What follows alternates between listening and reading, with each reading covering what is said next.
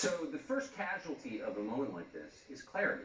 So many things happen at once, bad people take advantage of that it's hard to know exactly what is going on. And so as we have so many times in the past, we're joined tonight by a man who explains the big picture better than any other. Victor Davis Hanson, Senior Fellow at the Hoover Institution. Happy to have him on tonight.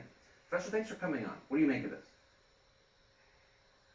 Well, why this is all going on, this melodrama, this tragedy, Joe Biden's going to be president in 2 weeks, and we don't know what he's going to do because we're locked in an existential struggle with China.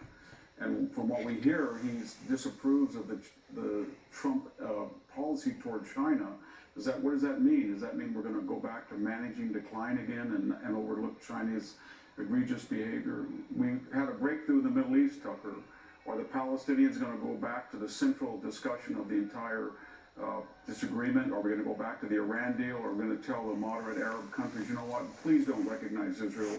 That only emboldens the Netanyahu government. Is that what we're going to do? We don't know. Are we going to tell our European allies, we're going to go back and sort of ankle bite you and say, please, please pay your 2% of your required contributions to the alliance? Is that what we're going to, I don't know what we're going to do, but it seems that Trump, for all the demonization of him today and yesterday, he gave a blueprint for a better world abroad, and Biden would be wise to follow it. I don't know if he can, given the left wing of his party or his own inclinations. Here at home, are we going to go back to a Republican Party, sort of a, I don't want to be caustic, but a silk stocking party that says we've really got to cut more capital gains and privatize Social Security? Is that and open the border? Is that going to really win a post-Trump Republican Party? I don't think so.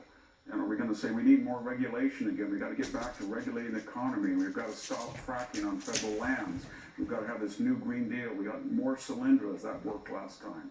Is that what we're going to do? So we're all angry right now, but there's a lot of existential questions that haven't been answered, and that was an artifact of the election where Joe Biden really did not campaign, and he didn't articulate a vision.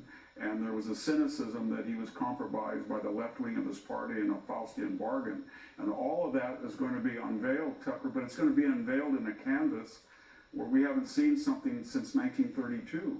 He's going to have the Senate, he's going to have the House, he's going to have the presidency, and as you pointed out, he's one vote away from ending the Senate filibuster, and that's going to unleash an entire thing that we can't even imagine if that should happen, from court packing to new states. So it's going to be a wild ride, and I think people had better tighten up because we're going to see things we haven't seen in a long time. However you feel about the last election and the allegations of fraud, some of which are clearly real, I mean, shouldn't the rest of us kind of resent to some extent the fact that no one's talking about this stuff? I mean, if you have to live in this country, shouldn't you be fully aware of what's about to happen and your stake in that? And I feel like the people who should be directing the conversation are just ignoring it, like they don't care. But I care.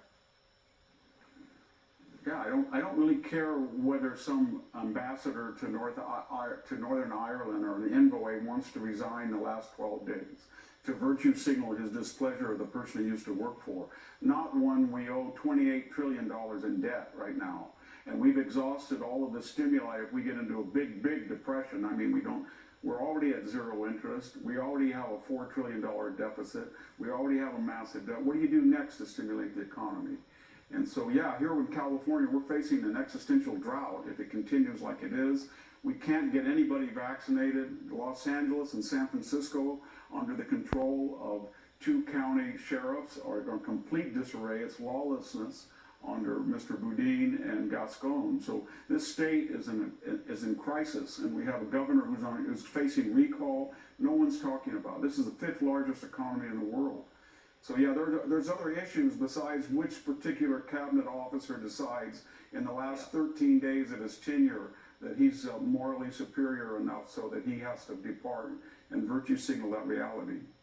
Yeah, that whole people who mistake sanctimony for wisdom, I'm a little tired of those people, very tired. Victor Davis Hanson, great to see you. Thank you.